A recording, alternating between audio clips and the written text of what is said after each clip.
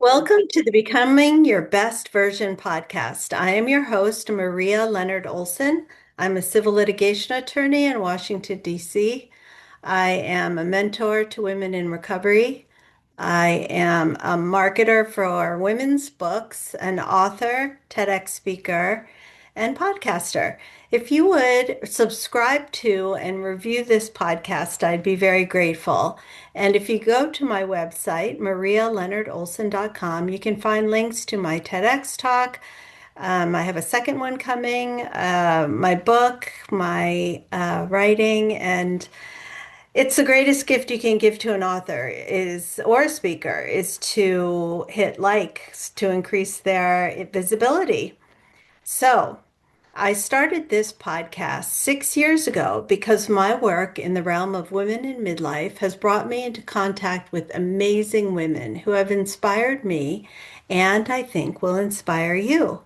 Today we have Kathleen Conner, the woman everyone calls when they need something. Everything.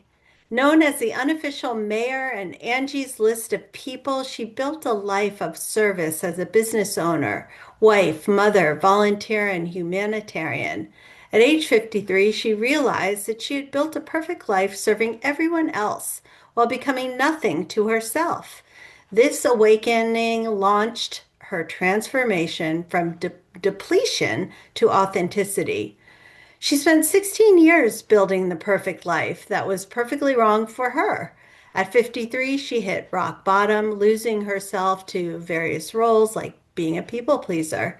That awakening led to her transformation, losing almost 50 pounds, getting sober, and reclaiming her identity.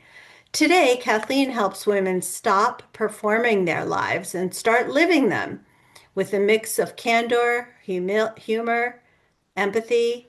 She shares raw stories of being successful yet miserable, helpful yet depleted, and needed yet lost, while offering women a way to align head, heart, and soul so they can finally live lives that feel as good as they look.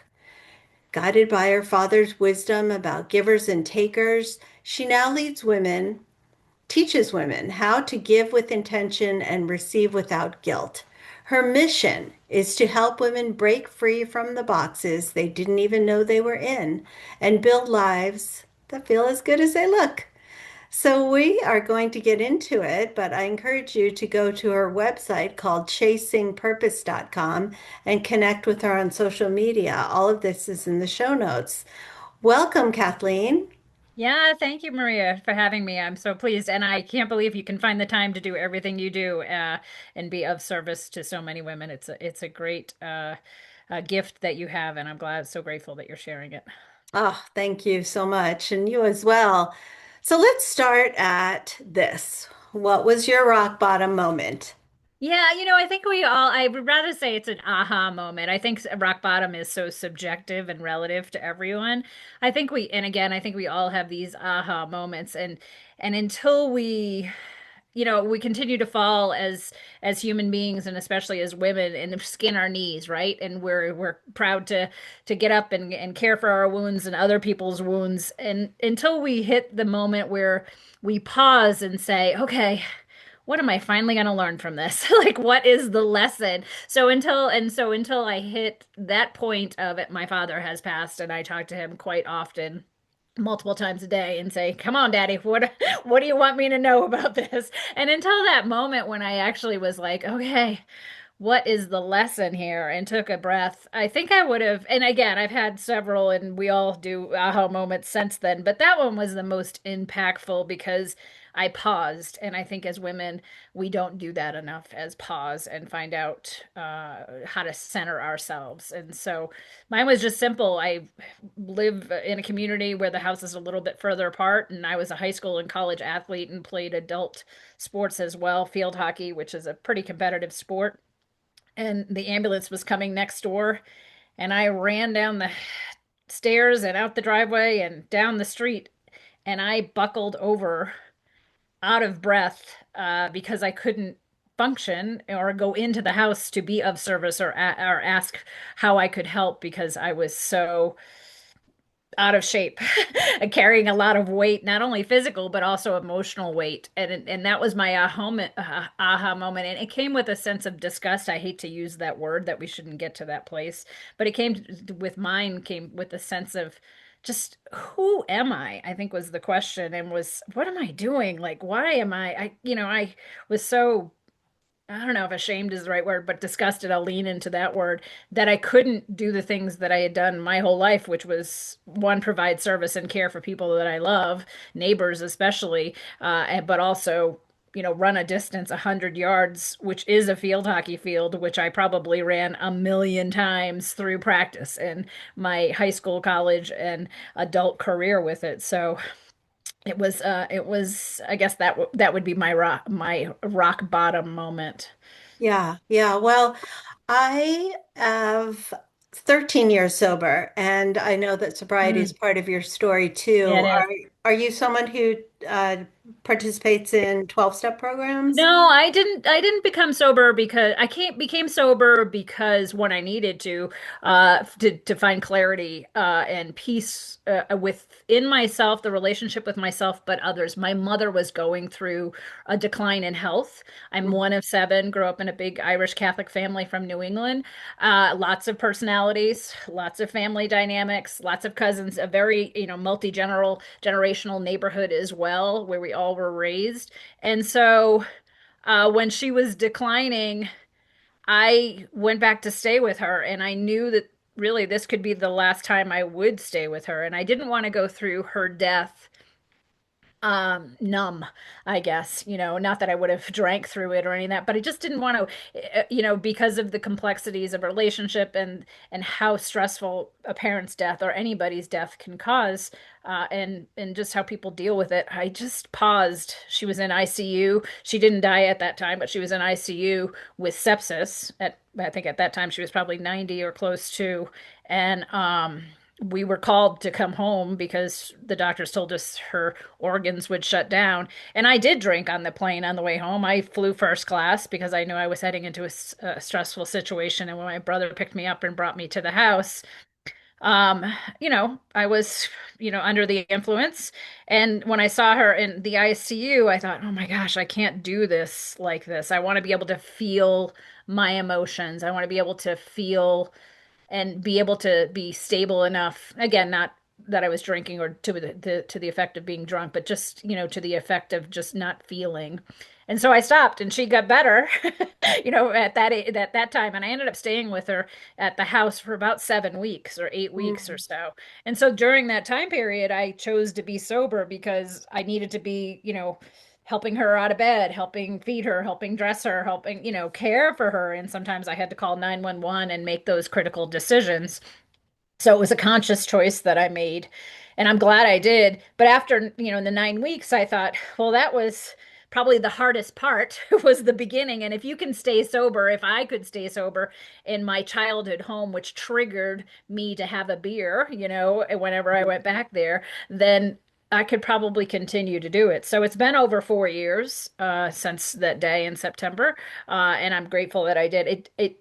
I Alcohol just doesn't serve me, and that's what I say to people. It just doesn't serve me anymore. I am glad that the trend is now the non-alcoholic, beers and all of that type of stuff, because I still do love it. And I mean, I was raised in like I said, a very Irish family, so that, the drinking of the beer, not that my father did it, but it was around us, and feel like it was a part of me, and I like it. So it's nice to have the non-alcoholic choices. So, but True, to true. your question, I do not do. I did consciously, and it took every day to not want to drink, to be like, okay, I'm gonna get it out of the house. You have to make those decisions for Yeah, yourself. So, sure, sure. So you talk often and help other people recognize when they've achieved success, but it feels like suffocation. So right. what exactly does that mean, and how do you help people get out of that cycle? Yeah, I think that as women, and I'll speak to women, I do have a couple men that go through my class or through my as clients as well, mostly women, because we do tend to be the people pleasers and the good wife and the the great employee and all of those types of things box ourselves in. I think that the main thing we have to do is realize, be self-aware of when we're giving too much of us that doesn't serve. I hate to continue to use that term, but if that doesn't serve us, so if we're depleted, if I'm again, everything, especially with social media, seems like it's about image and trending and being liked and all of those types of things. So we look for outside, validation Hmm. about how we're doing. And I think we have to pause, again, that word, as women and just say, am I okay with myself? Am I making the right decisions for myself? Am I taking care of my needs? Doesn't mean we have to neglect or disregard or detach for any of those things from other people in our lives, but I think we just have to put ourselves pretty close to the top, our needs first, then others, as long as it's done in a healthy and productive manner. So for me, it was about that walk back home, that 100 yards, looking at the house that I, you know, helped, create and lived in, and just being like, wow, this is not who I am. This is not who I want to be. But it was more about the feeling inside, even having the successful career and making great money and having a great success, it still felt like it wasn't filling me up. It wasn't didn't start internally, I guess. So you recognize that in you. How do Mhm. you help other women recognize Yeah. it in Oh, yeah. themselves and I get past it? absolutely. Yeah, so I think it's basically starting with them is, what do they want? What do they, I mean, everybody has a past, so it's nice to talk about that. That's about therapy. Therapy is about your past and how you got to where you are from your experiences. But coaching and helping women go through this transition or whatever, finding themselves in their voice, is about where are they today and where do they need to be and want to be. So it's really about self-reflection, and it's about realizing kind of what patterns and what triggers and what goals they have, and then more importantly, what fears that they have that are holding them back. So helping, really just having them tell me what life they want, and let's, like, as career women, and you do it as well, I'm sure, through your clients and through your law practice, it's, you always start with the end in mind. So where what kind of life do you see yourself living, and then let's try to achieve that. So it's about self-awareness and reflection, and just recognizing that we have daily choices that we make that contribute to our moods, our family's moods, our energy, and all of those types of things. Little Yeah, changes can help significantly. sure. So you created something you call the box breaking method. What is that? Yeah, so again, it starts with recognition, and it's recognizing what box we put ourselves in as women. And so if you think about it, I always picture it as a shoe box. As women, we tend to, I'll stereotype, but we tend to have a lot of shoes and we buy them, and they come in boxes, and so if you think about the box and you're in that box as the people pleaser because you're doing everything you can to, please everybody in your life and make sure your house is, up to, the image that you want to present and all of those things. But then eventually the box starts feeling confined. The lid, feels suffocating and heavy. And so you have to kind of break out of that box and those theories. And we can put ourselves and allow people to put ourselves into multiple boxes. It doesn't mean we stay in one box. We can jump around, through our corporate life as women do, and juggle houses and managing families and kids and professional careers and all of those types of things. So, it still, to me, feels rigid. It feels like that box that you just butt up against the edges and you feel stuck and, reduced, I guess. And as women, that's not a place, it's a place that we allow and we have allowed generationally society to put us in, but we don't Mm. have to do that anymore. We don't have to do that with our careers, and we certainly don't have to do it with our roles in the house as well. So I think it's about recognizing, you know, doing things and asking for help where we didn't, and setting boundaries and saying no in a soft, healthy, and productive manner where people aren't going to like the changes that they may see in us at first because it's not who they're used to or who they want us to be, but eventually change is pretty powerful and it's, magnetic and contagious when they start seeing you happy. I know misery loves company, and people that are miserable or unhappy try to bring us down to their energy level and to their attitude, and it's easy to to slip down that hill. But if you can rise up and be healthy and happy and be high energy and be joyful and happy within yourself, your environment becomes that as well. So with the box breaking method, you help people recognize the boxes, then you encourage them to step out of the box. Yeah, I think the first thing to do is to recognize it and identify what the box means to them, and then how to get themselves out of the box. So it's about reflection, and then you're not going to break out of you may not break out of the box in one day. It's going to be a cycle. You can't stop an addiction, or anything, caffeine or whatever it is, for doing it for decades in one day or 1 hour. It's going to be a process, and slow and steady wins the race when it comes to any change. You don't want to do anything that causes drama and trauma. So it's about that recognition. And then that cycle, it's recycling that feeling of, okay, small step, raise the box's lid, let the light come in. What does that mean for me? Do I, understanding the fears? What is everybody, am I concerned about what other people think or feel if the lid of the box is open, and if suddenly I start appearing out of the box and not, wearing the same outfit, being the same person, identifying with the same images that I had. I mean, we're all moms. We're always going to be moms. Once a mom, always a mom. But our roles within that motherhood changes as our children age, right? And so does our role as wives in corporate America. All of those things are professions. So we have to just, you know, understand, recognize, and recycle the pattern of strength and building that core understanding that we can do this. We can do it, and we certainly can do it if we bond together. Yeah, for definitely. Well, on your website, you talk about the identity crisis that nobody talks about. Tell us more.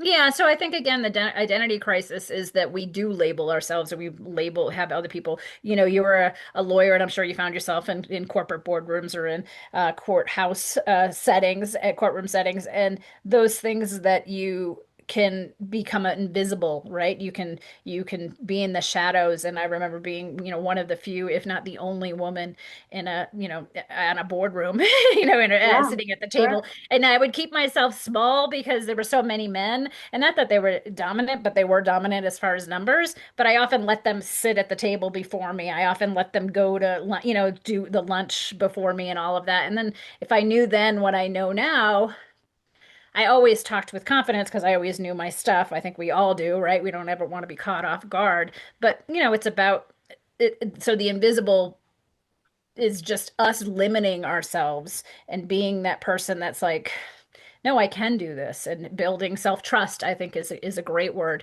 that's not spoken enough. It's not confidence. That's self-trust is absolutely different than confidence. Self-trust is understanding that I may not do it correctly or powerfully as I want to, but I'm going to trust myself to work through whatever, pivots and adaptations that I have to. We have to, as women, and I think human beings, we adjust and pivot a lot. Definitely.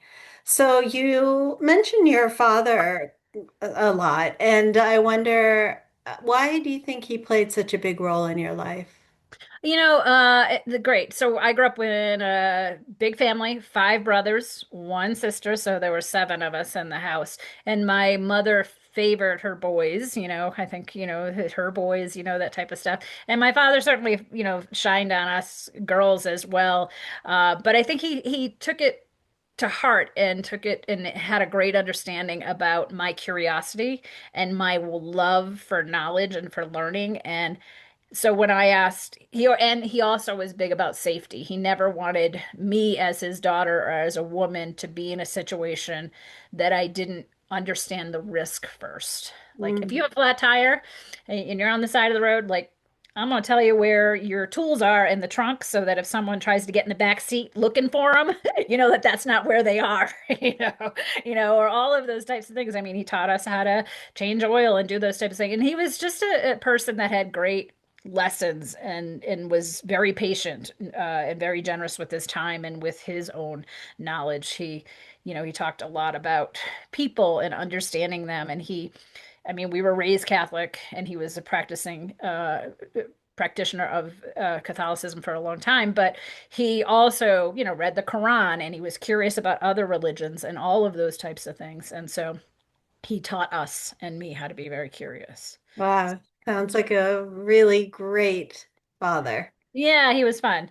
He helped balance the house out, which was nice.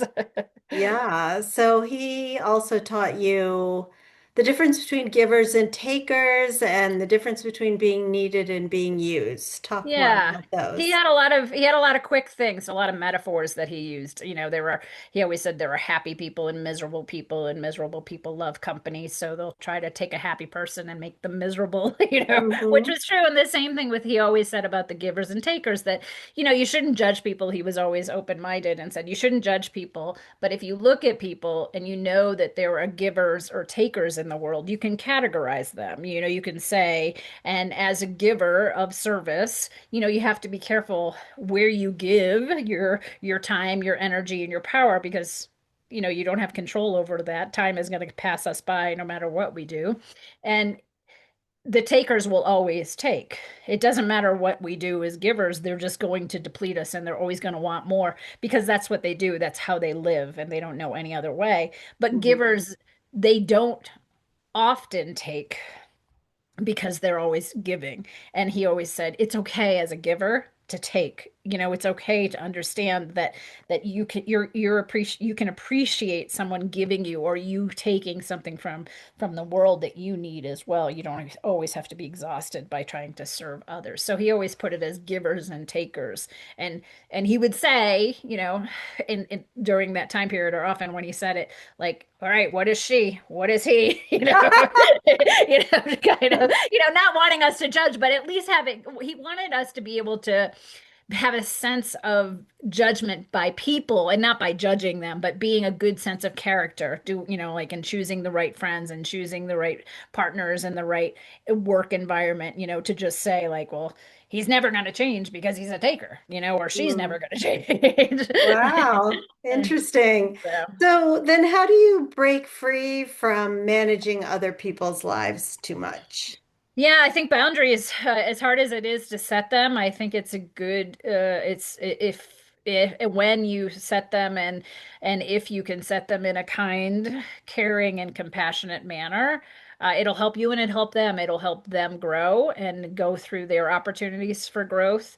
So an example is, I have a teenage son, and they certainly can be negotiating and always looking for moms to do things. And I have to be careful that if I do everything for him, he's never going to learn.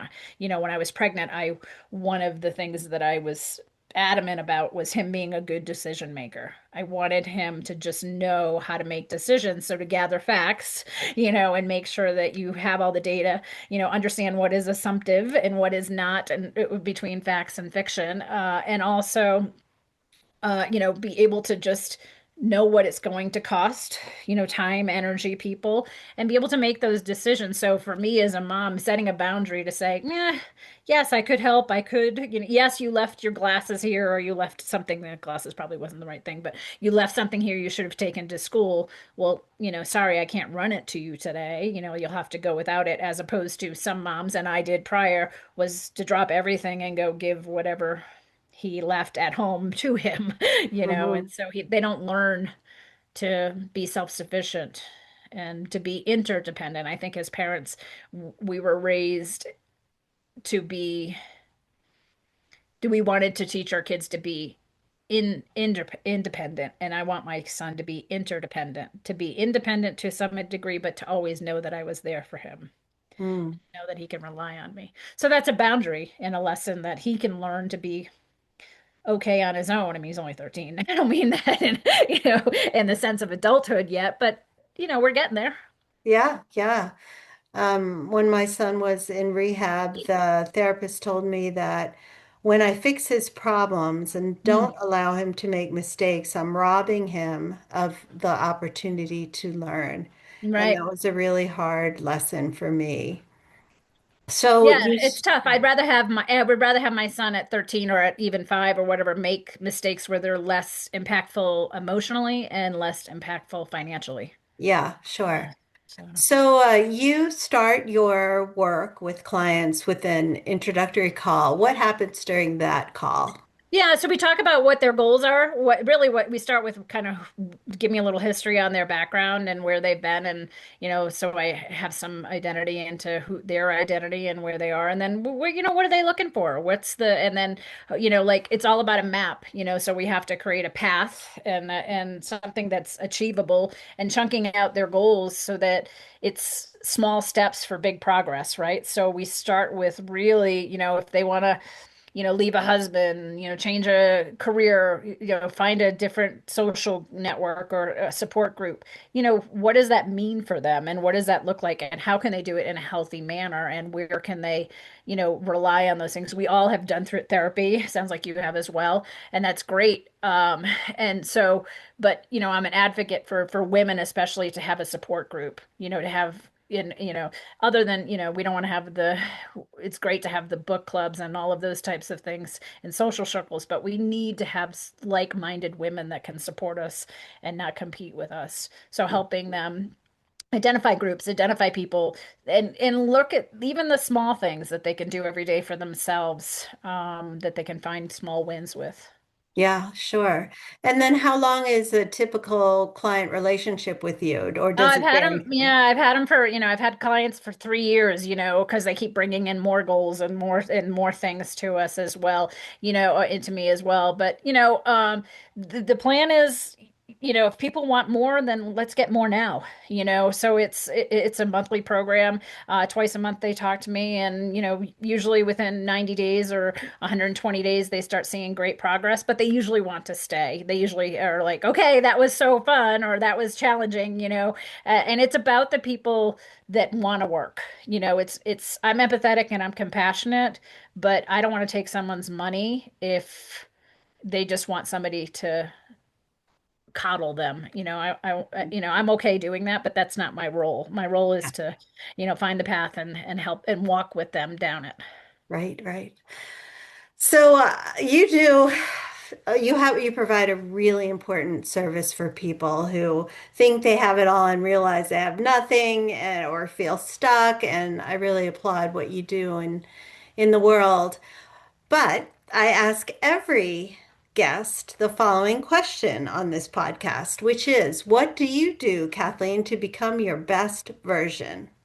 Every day it's little things. And like I said, I buy myself flowers, a bouquet of flowers every Friday. And instead of putting them in the kitchen on the counter so everybody can enjoy, they're on my nightstand. Because they're Oh, the first thing and last thing that I see. So it's like the little things. I have, again, this is totally cheesy but you can roll your eyes. I have a coffee maker that works with, Amazon's. I can't say it because I'm in a room that she'll go off, but through the wireless connection and it turns uh-huh. on if I tell her to make the coffee.